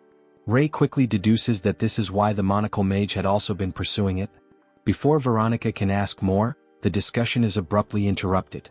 A rock crashes through the glass, hurtling directly toward her. As she recoils in alarm, Ray instinctively extends a hand, gripping her shoulder and intercepting the projectile. Although he manages to stop the attack, his hand is injured in the process. The shattered glass surrounding them suddenly halts midair, revealing the presence of wind magic. Veronica, realizing what has just occurred, looks toward Ray. Though his face remains expressionless, an underlying annoyance is evident. He acknowledges that a warning had already been given. Sacrificing the use of one arm should have been enough. Yet, despite this, their pursuers remain persistent, refusing to abandon their demand regarding the bookstore. As Ray assesses the situation, the figures responsible for the attack flee. Graham expresses his gratitude, acknowledging that Ray has saved them once again. He admits that he should be the one handling the situation, but his physical condition prevents him. He hopes that Veronica can heal Ray's injury. She applies her magic to his hand, assuring him it will be fine soon. Ray, however, finds her concern excessive for what he considers a minor wound on someone else and questions whether it is worth shedding tears over. She warns that leaving it untreated will result in scarring, but Ray believes scars serve as marks of honor, reminders of past battles, which he finds appealing. Graham advises Veronica to refrain from using magic before forming a circle, cautioning her about overusing the ambient mana. She acknowledges his warning. Meanwhile, Ray comments on the ongoing attacks with rocks. Graham reveals that it has been happening for over a month, likely at someone's request. He explains that persistent offers to buy the bookstore suggest that the attacks are a tactic to force a sale. When Ray inquires whether Graham intends to sell, he admits that he has resisted the idea until now, but the situation is becoming intolerable. 6 months ago, Graham had opened the bookstore as a place to train his disciples, pouring his life into it. Memories of that moment surface. Veronica and the other children celebrating the store's opening with excitement. It was a deeply fulfilling experience for him, allowing him to meet children and provide books to those in need. However, due to his illness, Veronica has been managing the store in his place. He fears that if he dies, the situation will only worsen, leaving the store run by children alone, vulnerable to those seeking easy prey. Veronica reacts strongly to his decision, adamantly refusing to let him sell the store. Overcome with emotion, she insists that this place represents his dreams, something he has wanted since childhood. Graham appreciates her concern but reminds her that not all wishes come true. She protests, unable to accept the thought of closing the store, but more than that, she fears losing him. Tears stream down her face as she expresses her deep attachment to him. Moved by her words, Graham finds himself tearing up as well. She rushes to embrace him, and he acknowledges that he has placed too much burden on her shoulders.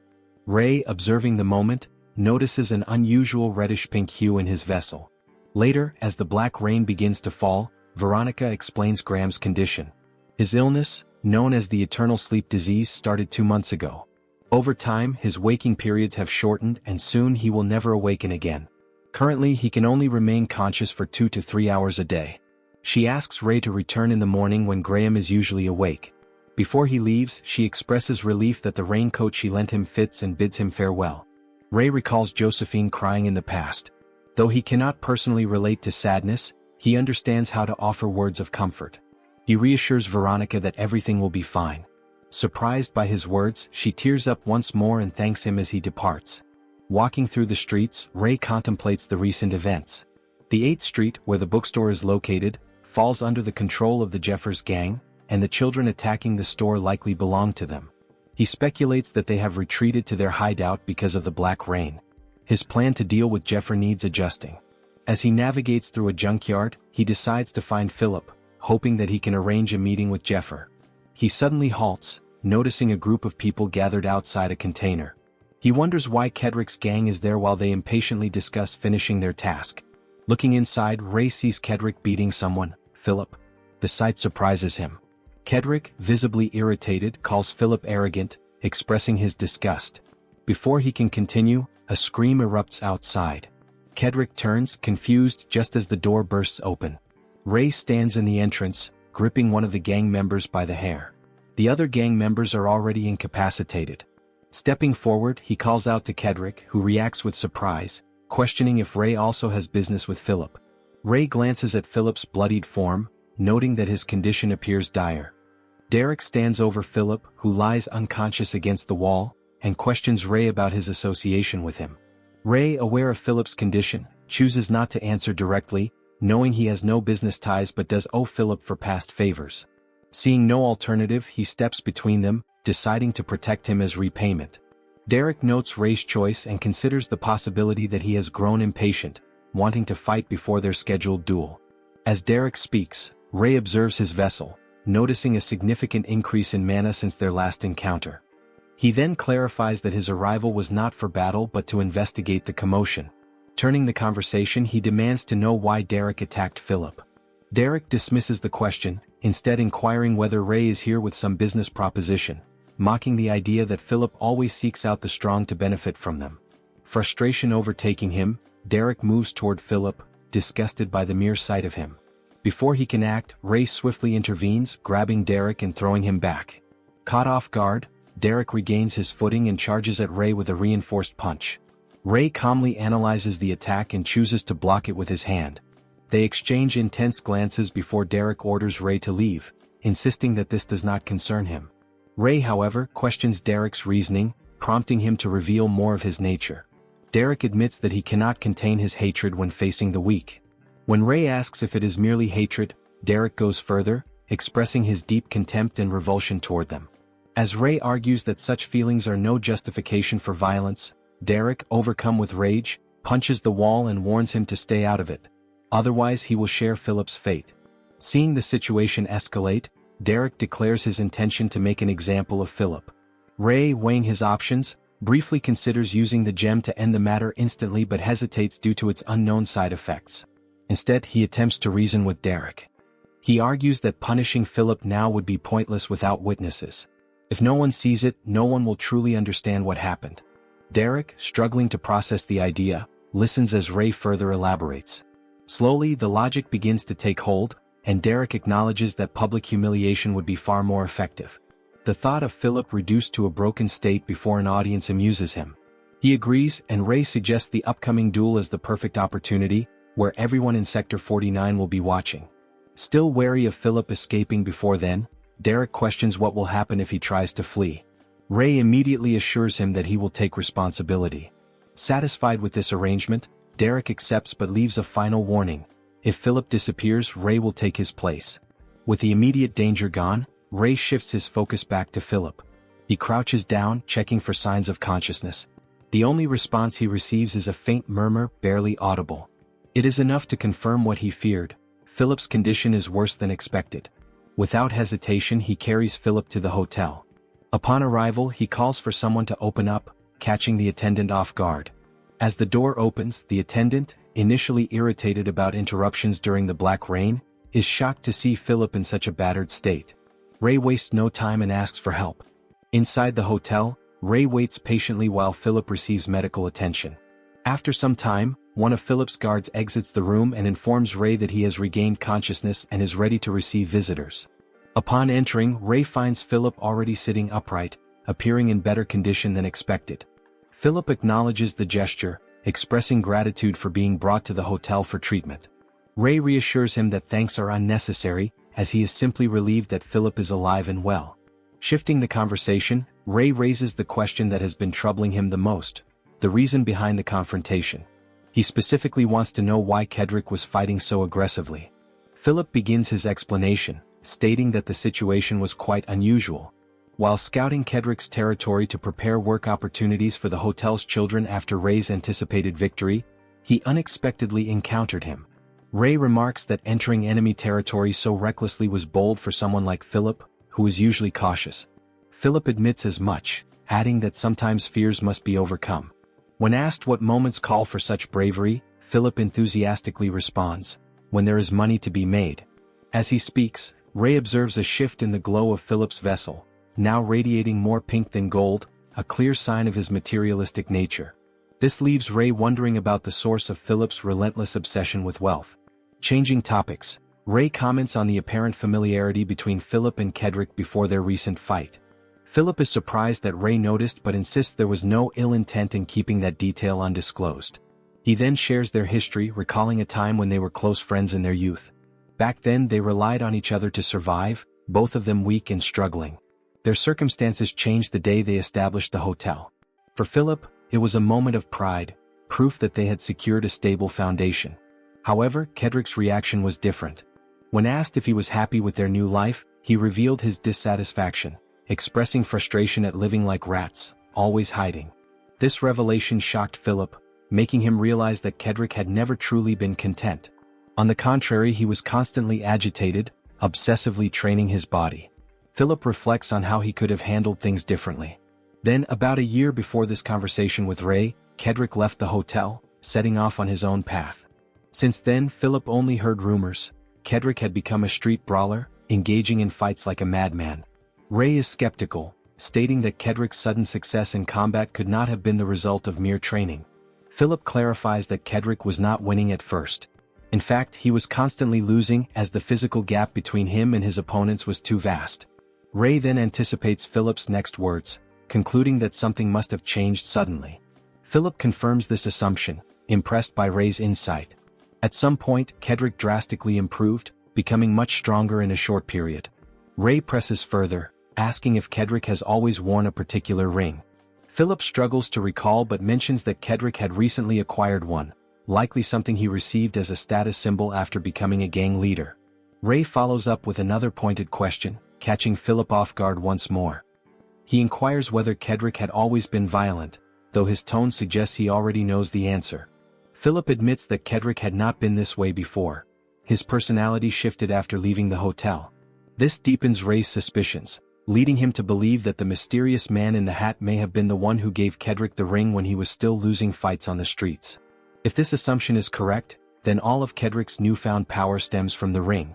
Philip continues, explaining that Kedrick remained distant after leaving. Any attempts to contact him were ignored or met with outright disdain. As he speaks, Ray notices another change in his vessel. It is now fully pink, signaling sorrow and regret. Abruptly, Ray makes an unexpected proposition, asking Philip if he would be willing to speak with Kedrick. The suggestion catches Philip off guard. Ray argues that since they were once friends, there might still be a chance for reconciliation. Philip takes a moment to consider the idea before agreeing that it is indeed possible. Ray then extends an invitation. After the upcoming battle, he will give Philip the chance to speak with Kedrick. Philip initially responds with enthusiasm, but his excitement quickly fades. He insists that entering Kedrick's territory is impossible, as only those affiliated with the three major gangs are permitted inside. As an outsider, he has no chance of getting through. Ray, unfazed, reassures him that there is no need to worry. He already informed Kedrick that Philip would be accompanying him. Philip exhales in relief, surprised by the extent of Ray's efforts on his behalf. However, before he can fully process the situation, Ray calmly explains the condition that allowed him to bring Philip along. If Ray were to lose the battle, Philip would be publicly executed with all the gangs watching. Philip is stunned, unable to believe the terms of this arrangement. Ray, maintaining his composed demeanor, reaffirms the truth of the matter. If Kedrick wins, Philip's fate is sealed. And to make things worse, Ray adds that Kedrick will likely ensure that the execution is as painful as possible. Philip asks if this is some kind of joke, but Ray assures him it is not. Ray then questions whether Philip is afraid. Philip struggles to answer, admitting only that the person who will decide his fate is standing beside him.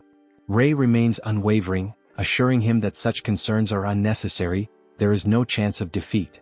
Philip takes comfort in Ray's confidence. With that settled, Ray considers his next move. If everything unfolds as planned, Philip will owe him a great debt, one that he intends to collect later. Philip, summoning his resolve, confirms that he will accompany Ray to the battle. Ray acknowledges this as a wise decision. Before they proceed, he warns Philip that there is something else that must be done once they arrive.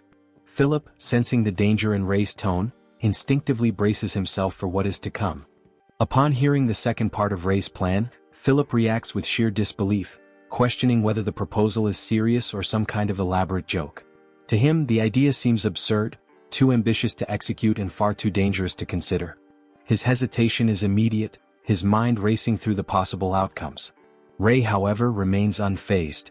With a smirk, he reminds Philip of his earlier claim about having the courage to seize opportunities when profit is involved.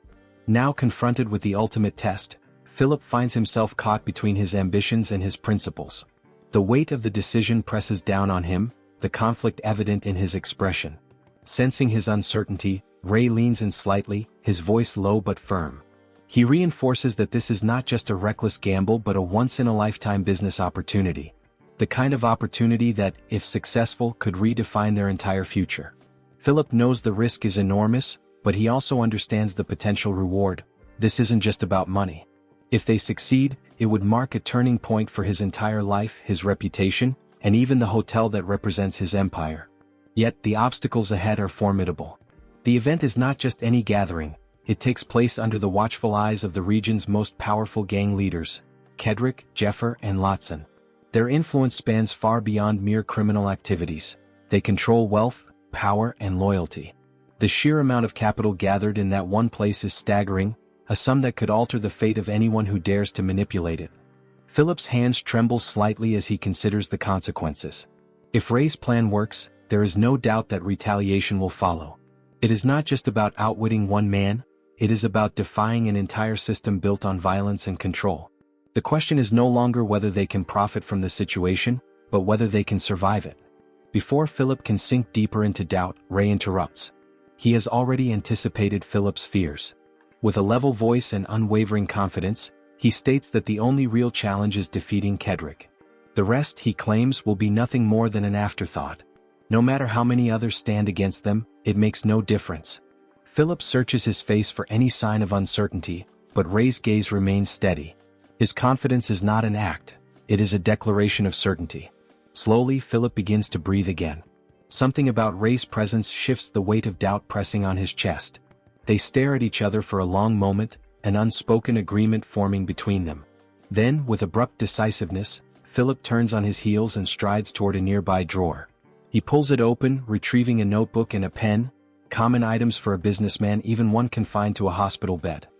He flips through the pages before settling on a fresh sheet. He rips the page from the notebook and holds it out to Ray. Ray takes it but does not immediately understand its significance. Philip, however, no longer hesitates. His expression is no longer one of doubt but of certainty. He leans forward, his voice carrying an unusual sense of authority. With a confident smirk, he refers to Ray by a new title. One of respect, one that solidifies their partnership. The contract is now in Ray's hands. All that is left is his signature. 2 days later, anticipation hangs thick in the air as a crowd gathers at the entrance of a notorious location in Sector 49, Kedrick's hideout. The long-awaited battle is about to begin, and the entire city seems to hold its breath. Inside, the atmosphere is electric. The arena is encircled by towering flames, their flickering light casting eerie shadows across the walls. Spectators fill the stands, their voices a mixture of excitement and ruthless expectation. This is not just a fight, it is an event, a spectacle designed to entertain and establish dominance. In a reserved section, Jeffer and Lotson observe from their private seating, their expressions unreadable. They too are eager to witness the outcome. This fight is more than a clash between two men, it is a battle that could shift the power dynamics of the entire underworld. At the center of the arena, Ray and Kedrick face each other. The contrast between them is stark. Kedrick radiates arrogance, his confidence absolute. He believes himself to be untouchable, the undisputed force in the room. Ray, on the other hand, remains composed, his stance relaxed but deliberate. His presence alone sends murmurs rippling through the crowd. Once known as the Ghost, now referred to as the Hunter, Ray has become an enigma to those watching. Some whisper theories suggesting he hails from Sector 50, here to claim dominance. Others struggle to decipher his true motives. But to most, his confidence seems misplaced. Few believe he stands a real chance against Kedrick. The betting period begins and the results are as expected. The crowd places their wagers overwhelmingly in Kedrick's favor. The sheer confidence in his victory fuels the stakes, with one man betting 10,000, only for another to immediately raise it to 30,000. Amidst the noise, two spectators exchange thoughts. To them, betting on Kedrick is a waste of money, the payout is so low that there is no thrill in the gamble. Still, they agree on one thing. This fight isn't about profit. The true excitement comes from watching Kedrick crush the arrogant challenger. Meanwhile, Ray's gaze shifts to a specific site, the grand vessel Kedrick arrived in, adorned in red and gold, a testament to his greed and excess. It glows under the firelight, reflecting the nature of the man himself. Kedrick's patience wears thin. His irritation is clear as he suddenly calls out to Ray, his voice laced with frustration. He accuses Ray of breaking their agreement by arriving alone. To him, this is an insult, a direct challenge to his authority. He demands an explanation. Ray remains unshaken. His response is calm, almost amused. He assures Kedrick that Philip will arrive at the right moment. As if on cue, Philip makes his entrance, wheeled into the arena with a briefcase resting on his lap. The crowd stirs in confusion. His presence was not expected, and speculation spreads like wildfire.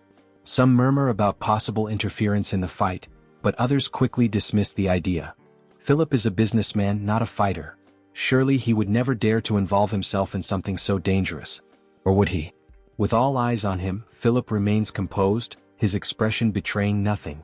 As the weight of the moment settles over the arena, a single truth becomes clear. Whatever happens next will be remembered for a long time. And the fight has not even begun.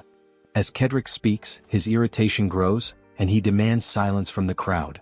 His patience is thinning, and the sheer audacity of the situation fuels his anger.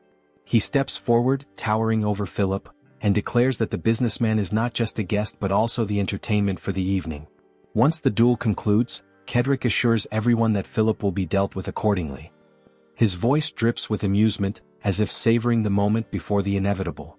With a sarcastic tone, he turns to Philip, fully expecting the man to confirm this manipulated truth. Philip remains quiet at first, observing Kedrick's stance, his movements, and the gleam in his eyes that betrays his overconfidence. A heavy silence lingers as the crowd waits for his response. Then, with a slow nod, Philip affirms Kedrick's words. A murmur spreads through the audience, some laughing at the businessman's supposed fate, others simply intrigued by his willingness to comply. From a distance, Ray watches Philip closely, reading his body language. He notes the subtle tension in Philip's shoulders, the way his fingers tighten over the edge of his chair. There is hesitation but not fear. Their eyes meet for a brief moment, and in that instant, an unspoken agreement passes between them. Philip isn't surrendering, he's waiting for the perfect opportunity. The plan is still in motion. Kedrick prepares to officially begin the event, raising his hand to signal the referee, but he is unexpectedly interrupted. A clear, firm voice cuts through the noise. Wait. All eyes turn to Philip, who adjusts himself slightly in his seat. With a composed expression, he announces his interest in placing a bet. The crowd stirs in confusion. Was this some kind of joke? But Philip's demeanor remains steady, unwavering. Slowly he opens his briefcase. The metallic click echoes in the tense atmosphere. Inside, bundles of cash are stacked neatly, the crisp bills gleaming under the arena lights. Gasps ripple through the audience as Philip calmly declares the amount he is wagering. 2,240,000. Silence falls over the arena, thick with disbelief. Even Jeffer and Lotson, who had remained composed until now, exchange glances. The sheer confidence in Philip's voice leaves the spectators stunned. He isn't just making a bet, he is risking everything, throwing every resource he has built over the years on his new business partner's victory. The weight of his decision isn't lost on anyone. The scene shifts back to an earlier conversation, the moment when Ray first presented the idea. Sitting across from Philip in a dimly lit room, he laid out the strategy with calm precision. Nearly everyone would place their bets on Kedrick. He was the undefeated champion, the monster of Sector 49. By going all in on Ray, Philip would stand to secure an unimaginable fortune if the plan succeeded. Philip had leaned back, absorbing the information. The logic was sound, yet the risk was monumental. If Ray lost, he would be left with nothing. But then again, if Ray lost, his money would be the least of his concerns. After a long pause, Philip chuckled and reached for his briefcase. Returning to the present, everything unfolds exactly as predicted. As soon as Philip announces his bet, the crowd erupts into chaos. Shouts and murmurs fill the arena as the betting stations scramble to handle the sudden flood of wagers. The audience reacts in a frenzy, each spectator rushing to increase their stakes on Kedrick. It's an obvious response. Why not take advantage of a fool's reckless gamble? Kedrick, rather than feeling concerned, seems amused. His expression shifts into a grin, the added money only fueling his ego. He turns to Ray, eyes narrowing. This was your plan, wasn't it? Ray simply meets his gaze and responds with a cryptic smirk. You're half right. The crowd grows impatient. Tension builds and the chants begin. They want blood. The referee, yielding to their demands, raises his arm and signals the start of the fight. Kedrick wastes no time. With explosive force, he lunges forward, his massive fist slicing through the air toward Ray's face. The sheer power behind the strike is enough to crush bones. But Ray doesn't move. He watches, eyes locked on the incoming attack, measuring the speed, the angle, the intent. Then, just as the blow is about to connect, he shifts. A blur of motion. The wind of the punch brushes past his cheek. Ray steps aside effortlessly, evading with minimal movement. The crowd erupts at the display. Kedrick isn't deterred. Snarling, he pivots, launching a second attack, this time even faster. Ray dodges again, but this time he seizes Kedrick's arm in a vice grip. His fingers press into the muscle, calculating. Compared to Humphrey, Kedrick's speed is remarkable but still inferior. Ray's mind races. He could end this fight instantly. One precise movement and Kedrick's arm would snap like brittle wood. But before he executes, Kedrick reacts. With a sudden burst of power, he twists, breaking free from Ray's grasp and leaping backward. They lock eyes and for the first time Kedrick grins, not out of arrogance but exhilaration. He acknowledges Rei's skill, his expression one of genuine excitement. "Alright then," he growls. "You're better than I thought. But let's see how long you last." His stance shifts. The air around him changes. This is no longer a casual battle, it's a hunt. He declares that from this moment on he will hold nothing back. His goal is clear, Rei's death. Rei remains silent. He doesn't need to speak. You simply look, waiting Kedrick to move forward. The fight has only just begun. If you enjoyed this video, don't forget to give it a thumbs up, it really helps. And for more content like this, make sure to subscribe and hit the notification bell so you don't miss any updates. Let me know in the comments if you'd like to see another part. I'd love to hear your thoughts. See you next time. Bye-bye.